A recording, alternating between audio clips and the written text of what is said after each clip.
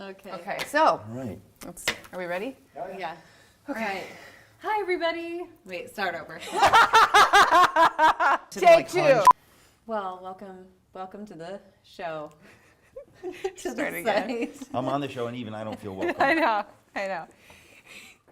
Introduce yourself. Brutal. The beginning Oh, is man. Hi, everybody. You might not remember my face. I've only been gone for a few short weeks. Stephanie, I'm back. Joy Eggerichs, as you know, in the process of writing her first ever book. And we're sitting at this table with the one and only Eric Metaxas. He was here 1 year ago and is the renowned author of Bonhoeffer, #1 New York Times bestseller, and a plethora of other books, other awards and accolades, and a close family friend of the Eggerichs family. That's why he hangs out with us. Right. That's true. So anyway, as Joy's about to kick off, well, she's in the editing stages of writing her book, and we've got such an experienced man here in terms The of... writerly term for that process is you're in the throes of editing. Throes. The Throes. throes. Right. Throes. I feel like they're throwing me around. Yeah. And telling me. No, it's spelled differently. It's Throes.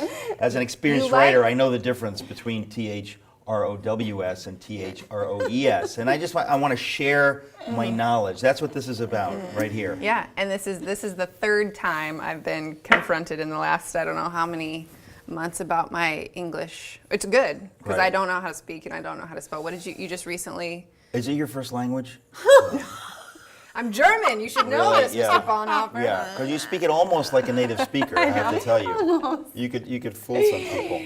No, we decided to do this. We all actually met in Nashville. Nashville. Yeah. Opryland, yeah. He was speaking at an event that my father and I were speaking at, and we realized Eric was going to be in Portland, and we thought, why not force Stephanie, who has quit, and Right. just guilt her into coming back and interviewing us, because a lot of you out there are thinking about writing, want to write. And so we thought it would be fun for her to ask us some questions. We don't know what she's going to ask us about the difference between being this famous, so important author and little old me, first-time writer. So Well, yeah, so let's jump in. I have a variety of questions. And first I want to start with if you expected this or not. I know a little bit of your story and how you've always had an affinity for words and then studied at Yale. But just wondering, for both of you, if somebody would have approached you when you were in your early 20s and just said, you are going to be writing or have written, what would your response have been? You first. no. No? No, Me? go ahead, yeah. In my early 20s? Yeah. So long ago, I can't remember. Let me think. Actually, honestly, I knew I wanted to be a writer in college. I was sure I wanted to be a writer. The only thing is that I thought I was going to be a fiction writer, and all these years later, I've not written any fiction. God had a different plan. I mean, I've written all kinds of other stuff, but not. I mean, I've written children's books, which are fiction. I mean, Right. Jack and the Beanstalk didn't exist literally. But I didn't grow up to be a fiction writer. I haven't written novels. I mean, I still would like to, but that's totally different. I mean, I was sure that I would do that. But I did know that I wanted to be a writer already when I was in college. Weren't you like the humor editor or something for the... I was the editor of the humor magazine at Yale University, that's right. And that's the other strange thing. I had no idea even then like I would ever write humor, and now I've written a lot of humor. But humor is strange. It's kind of like poetry. It's hard. People think it's easy. It's very hard to write funny stuff. Have it translate to paper. Yeah. Two-dimensional. Yeah. Well, my story is pretty similar. I was at Yale, and no, if you would have talked to anybody that knew me in my 20s, well, specifically my professors who would make comments on my papers saying, "This is not high school anymore, Joy." Wow.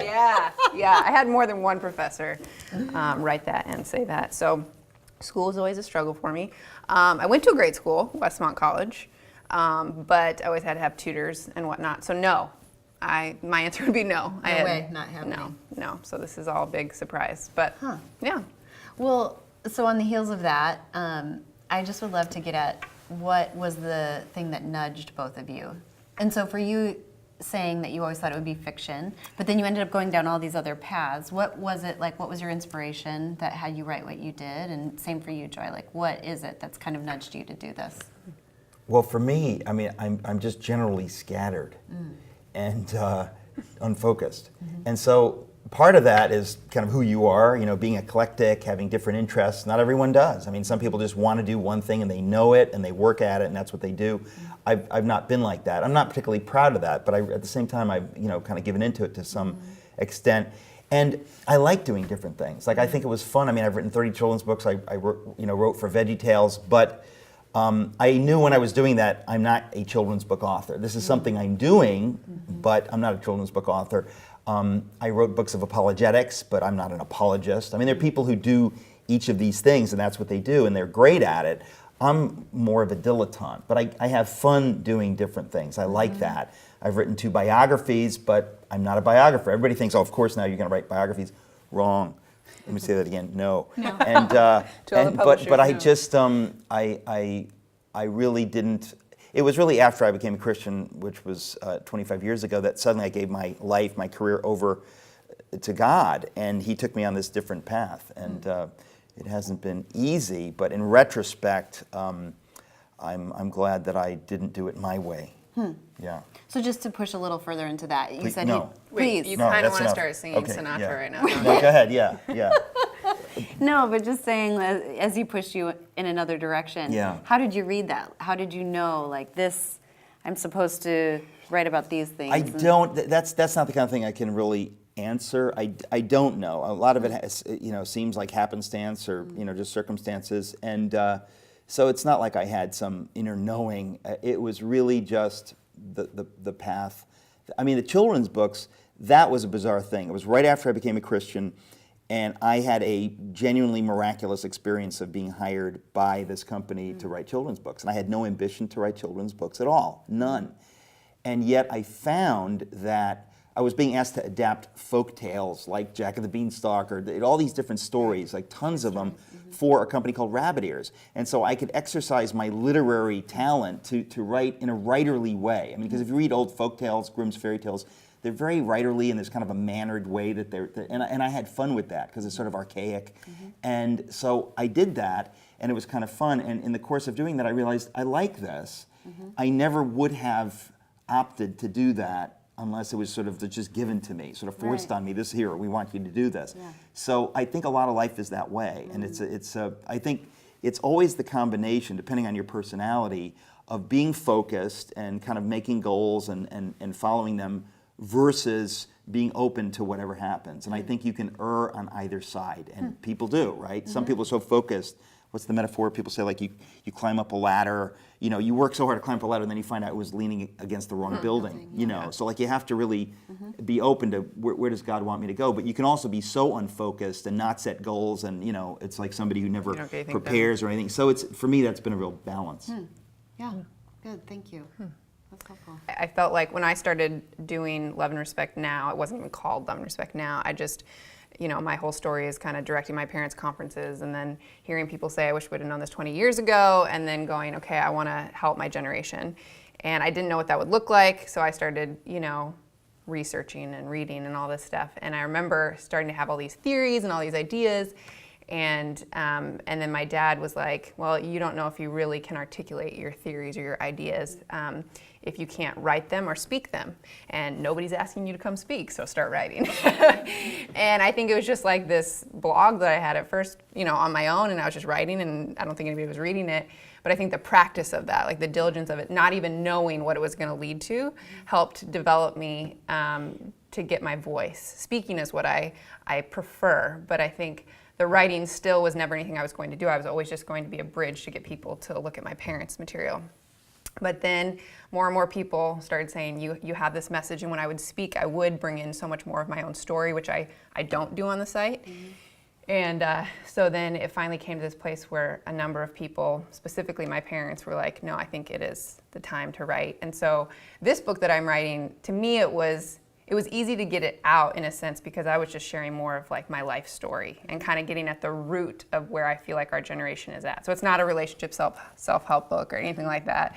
It's not like my site. It's just more of my stories, sharing kind of my journey, with faith and relationships. Do you have a title? Yeah. Would you like to share it with the group? Should No? we? No? Yeah. No. It's called Permanent Vertigo. Oh, you told me that. Yeah, That's right. yeah. Permanent Vertigo. It was so memorable, I forgot. Forgot, yeah. No, I forget I guess we everything. should That is change a it. good title. New York Times. He knows. No. You I like it. remember telling you when you told me that in Nashville that is a great title. Thank you. Yes, it is. Thank you. Yeah. Yeah, so then the subtitle is how, well, we're working a couple things, but I think it's going to be how life and love caused me to question my own sanity and God's goodness. You can't do that. Like typographically, there's no way Yeah, to do that. okay. That's too bad. Okay, maybe you can help me with that. Okay. That's too bad. Yeah. We can invent an emoticon for that. Oh, good I think idea. Let's having an do that. emoticon on the cover of my Let's book do will that. really up my credibility. Right. Yeah. Good. Okay. Well, along those lines, as you talk about, love and respect now being about I wish I knew then, what I know now, what would you have told your first-time author self? Like, what do you wish you would have known at the time? What could you tell Joy? Oh, Hey. it's just way too painful to think about that. So I'll just leap into what can I tell Joy now? What's Let's she see. gonna screw up? Yeah. Well, no, I don't think. I think, in all seriousness, there's very little that I can share of merit on that subject. I mean, I would say more that basically the relationship that an author has with a publisher is weird, because especially if you're a first-time author, you have no idea. At least I didn't. What are the parameters? Yeah. Like, how hard can I push? What is normal? And then you kind of realize there is no normal. Yeah. And so, for somebody like me, I'm always looking for what is the right thing to do, and how do you deal with an editor, or what? And I think I was too timid in a way, because what people will tell you is it's your book, and you need to be careful not to let them push you around, because a good editor, and unfortunately there are very few. Actually, no, he died. There's none. There's none now. But anyway, it is hard to find a good editor, because a good editor will make you a better writer. Yeah. And that, no joke, it's very hard to find an editor like that. And so you have to have a sense of, do they know my voice better than I know my voice? Because if they can say, no, you want to say this, you want to say that, they can help you be you, right? Yeah. That's what you're looking for. It's no different than if you're an actor with a director, like Yeah. a bad director, you just kind of want to ignore what they say and go with your own instincts. But a great director can really, push you in places that you'll just say that I'm so glad he was there. I never would have thought of that. And I think that for me, I won't talk about the children's books, but the first book of apologetics, I did everything I always wanted to know about God, but were afraid to ask. The editor really was not right for me, so it was really unpleasant. And I shouldn't say this on the air. I had a hit put on him, and he's dead. And it doesn't matter. No one would know. No, the people who watch this aren't going to even know. But he died because I was so angry. Yeah. And but no, it was so hard, because when you're a first-time author, at least I was just really humble and timid. You don't want to, you feel like you want to please the publisher, like they're doing you a big favor. Yeah. And then you have to understand they're not doing you a favor. They are publishing your book because they think it's going to sell, or it's a good book. And you really have to have confidence and not be, I would just say, not to be timid, including like with the cover or anything like that, because I've seen great books ruined by bad covers. My publisher, I did not plan him to say this. Your publisher's not going to watch this. They're not going to pay for this No, video. no. No, that's really helpful. I think it's a hard line to figure out, like, of being humble, because obviously, you were trying to write a book, you were trying to get a publisher. That staying humble, but also standing up for retaining your voice. It's a tricky thing, because again, you don't know. Every editor is different. Every publisher is different. But I've seen great books, for example, ruined by horrible covers. And to me, it's a big tragedy. It's not a little thing. It's a big thing, because a great book, can reach people and touch people and change people. And if people don't read that book or don't see that book because it's got a blah cover, which is very real. I mean, a bad cover will cause people not to pick up a book. So that stuff matters. Yeah. No, and I'm grateful. My publisher is allowing my friend to design the cover that I really like. So grateful for that. But yeah. Well, at least they are now. Right. Eric Metaxas said you had to do it that way. So yeah. Oh, awesome. Well, good. Well, and maybe you could both speak to. Let's burn some other bridges. Yeah, let's burn them. Let's see what we can do. Yeah. I'm open for my No, second book. I'm gonna switch channels now. Okay. Maybe you could both talk a little bit about, And for you, one of these books like Bonhoeffer or the Apologetics, what was one of the more surprising things that you experienced in the process of doing that? And same for you, Joy, like so far. Like what's been one of the things that you weren't expecting to come through that process? I wasn't expecting, at least I know the editing process is going to be, rip my hair out, but I wasn't expecting it to be so enjoyable writing it, because it was my, I think it might be different if you're doing, collecting other facts about people's lives, but it was just like rehashing my childhood stories. And I really, because I don't know anything about writing, I really was just like, I'm gonna write my voice, and it was just like I was talking to somebody, and it was really fun to really live those things. You and I like brainstormed. I mean, she remembers more. I've gotten some sneak peeks, and it is fantastic. She thinks so, but yeah, it was just fun. I mean, it was fun to think about my childhood. It was painful to go through and describe the seasons of depression I went through, but it wasn't as bad as I thought it was going to be. I think I've just heard so many people be like, writing a book is the hardest thing I've ever had to do, and I think it will be, but I'm still in the stage where I just had a blank canvas. So. I mean, the thing is, when you're talking about books, you're talking about, people say, they talk about books like there's such a thing as books, but the reality is books are so different. I mean, if you compare one book to another, it really is like comparing tables and apples and glaciers. I mean, they're that different. And so when you're talking about books, it's very hard. I mean, if you're talking about even fiction. I mean, literary fiction is totally different from trash fiction. Right. And but it is hard, and every book is completely different. And the process of writing. I mean, the only thing is, they tend to be rectangular, right? And they tend to be like, like maybe a half an inch wide to an inch or two. Like And that's how my that's how books you would say be it's a different. book. It's a book. Circular. But, right. But I mean, if you think about it, that's all that makes it a book. What's inside could be, tremendously different from, whatever. Yeah, and even just my books are also different. I mean, to think of children's books versus sort of fun Q&A apologetics versus biographies, it couldn't be more, different. Is there anything you would add in terms of your experience, though, with any of those that was surprising to you? No. No? Okay. Well, then I have a new question. Yeah, I'll bet you do. Go ahead. Okay. This one is, I want you to just shed, trust that we see your modesty, but I want to hear, what's one of the things, what's one of the things that was the nicest, what is one of the nicest, like, compliments or reviews or something that just really fueled you and like hit right where you needed it to? The nicest review, well, I wasn't planning this, but I just happen to have them right here. I don't normally carry them around with me, but no, actually, I'll tell you, and I hear this all the time, and it is a gigantic blessing. A couple of things. People routinely say to me, I couldn't put the book down. I couldn't put it down.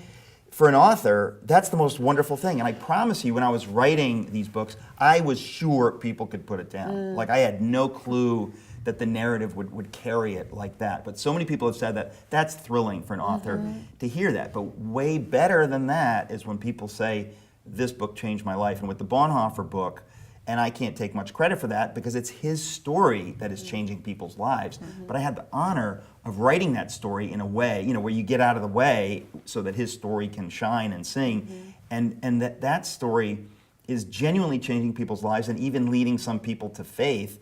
And I think that's my dream. And to get to hear a few people say that, I mean, actually quite a few people, that is absolutely thrilling for me. That what can I say? That's the best thing. Yeah. I just got an idea. Yes. Why don't I relay the facts of my life to you? Yeah. See where this is Oh, going? right. And I can write your story. Right. Yes. Well, we can talk about that Let's do that. on our next show. Yes. Oh, man. I did actually have a similar question for you. Oh. On the front, like you're on the other end, obviously. Your Yeah. book isn't out yet, but what is like your heart in this? What would feed your soul to hear people say in response to reading your book? Yeah, I mean, I think probably the biggest misconception about what my book is going to be, because I haven't shared that much, is that it's going to be kind of like my site, which is like Q&A, relationship questions. And the subtitle, since it's like, how does life and love cause us to question God's goodness and our own sanity? I feel like that's where I feel like if relationships are going to change the way our generation is going to do relationships, I feel like belief has to change first, because I hear so many people leaving the church or questioning God's goodness on the heels of a relational wound. And so for me, I just feel like I just want to share how relational wounds and things that have happened to me caused me to question God's goodness. So it's really a story about belief more than anything else. And so I think for me, the coolest thing, like yesterday, I met this random lady in a store, and we just started talking, and she found out I was writing a book. And when I told her kind of like the premise of it, she was like, oh yeah, like that is when people start to question. And so I just think if people can start talking about it more, because I think that, if people find out what I do, they want to talk about relationships and they want to talk about God. I've just never met anybody that hasn't wanted to talk to me about that. So I want to put it into book form and hopefully make people laugh a little bit. Do you have like a pub date? Yeah, next August. That's what we writers call the publication date. Yeah, in case you didn't know, he knows. But the pub date. But do you know when it's supposed to come out? Yeah, it'll be in my hands in July, they said, but the technical date is August 1st. Wow. Yeah. Good. So, what? It's exciting. Yeah, it's very exciting. exciting. Yeah. And while we're talking about pub dates, Yes. can we just mention? Let's go to the pub. Let's go to the pub. go But to first, the let's pub talk now. about what you have going on right now. And what is that? This movie you're making. Oh my Oh, God. You're yes. making a movie. Well, I'm not really mean, making the talk movie. about I'm sort of involved in the movie. Yes, the Bonhoeffer book, ever since the book came out, people say, oh, this needs to be a movie, this needs to be a movie. But it's taken us a long time to get to where we could do that. And who's we? I don't even know, Yeah. just me and We. people. Capital voices. But, W. well, in fact, that alone, like how do She you, liked it. how do you do, no, it was He not the ignores my authorial jokes. we. It wasn't the authorial we. No, I'm just trying to think of what I mean to say is that even trying to think of what does that mean to make a movie? How do you make a movie? It's I don't ridiculous, know. right? I Neither don't do know. I, of Oh. course. And so people had approached us like, us Us. actually. No, the reason I say us, it was me and my business partner, my agent on the book, and had said, we want to buy the film rights. And so at first you're hugely flattered because you think, wow, I've gotten to a point as an author where somebody wanted to buy the film rights. That's amazing, and I'm thrilled. And then You're like, once you get over that, you say, $1,000. yeah, well, no, it's not a lot of money, but at the same time you think, okay, once I get over that, I have to think, would they make a good movie? Because this Yeah. story matters a lot to me, and not just to me, but I think it's going to affect this generation. It's one of these great stories, and so you have to really care about that. I certainly do, and so, but we finally got to the point after 3 years, where we are moving forward. Sorry, Can you question. invest? Yes, you can. Yes, I'd like to invest. Maybe you can't say this on air, but when I was in New York recently, I was having dinner with you and your wife and your daughter, and your daughter mentioned who you want to play Bonhoeffer. Can you say that? Because maybe we could just ask him. Yeah, well, my first choice is Jackie Gleason. Do you know who that is? You're lying. Do you know Jackie Gleason? That's not who Do you're. you, does your He's generation old. even know who Jackie Yeah, Gleason no. is? I know Yeah, it's he an old died name. in the 70s. Yeah. Old. Yeah, I know actually that. the I knew 80s. that. The early Wow. 80s. Was he your So that's why editor? we can't get Jackie Gleason. So, editor and Jackie. But if not Jackie Gleason, why maybe don't Art you- Carney. No, stop. You're not going to say who it is because I think you No, should just no. make a message to him right now. No, I won't can't. do it. Actually, No, no we joke. can't. I can't talk about this. Oh, I this can't. is like I will- I CIA. actually can't talk This is about like this. FBI. No, if I could choose, probably, I guess I can't talk about it. Yeah. Oh, Yeah. wow. Yeah. Okay. Okay. Well, I will tell you all later. Okay. Just kidding, I Wait, won't. do we have a pub date for the show? For the what they- movie? Yeah. It's They not don't really called call that that. pub date, Yeah. do they? They call it like a drop date or something. I don't know what they call that. It should be filmed in the spring of this next year, 2014, and it should be released in early 2015. Okay. Doesn't that seem crazy? It's like a million years away. No, I mean. And yet seems it's like only lot it's of a little work. bit more now. than a Seems like year. a lot of It's work. a little bit Blink of an more than a year Yeah. from now. Yeah. Yeah. Wow, that's It, so it's, exciting. it is exciting, I'll tell you. We've got a great director. His name is Norman Stone. Okay. He directed the first Shadowlands for the BBC, the know story of that C.S. name. Lewis, whatever. Yeah. He did the first Shadowlands for the BBC like in the mid-'80s, and his work is spectacular. Brilliant. So the fact that he's the director is amazing. And the script is so good. I did not write the script. The script is so wonderful that casting directors and people are like effusive about it, and they never are. They're just like mean, cynical business Yeah. people. Yeah. But they're actually kind of excited and saying things like, "This story needs to be told, and you'll have no problem casting it." According to the team, that is kind of unheard of. So we're excited. That's so awesome. exciting. Can I interject and Sure. ask this impromptu question, but really important about the movie? What roles are you going to let Stephanie? I knew she was going to say that. Right. Well, at the Cameos. end, we've changed the story of Bonhoeffer. At the end, there's this crazy denouement, that's what we call it, with these lady truckers. And it's kind of like there's an Evil Knievel look-alike and stuff. And I thought you could play the lady truckers. Thank you. Yeah, it's like Yeah. a 70s theme. Yeah. We've kind of updated it and freshened Okay, it just for the freshened it up, generation. yeah. So it's really Yeah. a 70s movie. Good. No. Yeah. Good. And what are our names? Well, Flo and Flo, actually. You're both Flo, yeah. Who'da thunk? Yeah. We had the same parents too. Actually, no, I can't do Flo and Flo. Well, maybe Marge and Marge. Why can't we Why do can't Flo? do Flo and Flo? It's just a legal thing. I can't go into it. Yeah.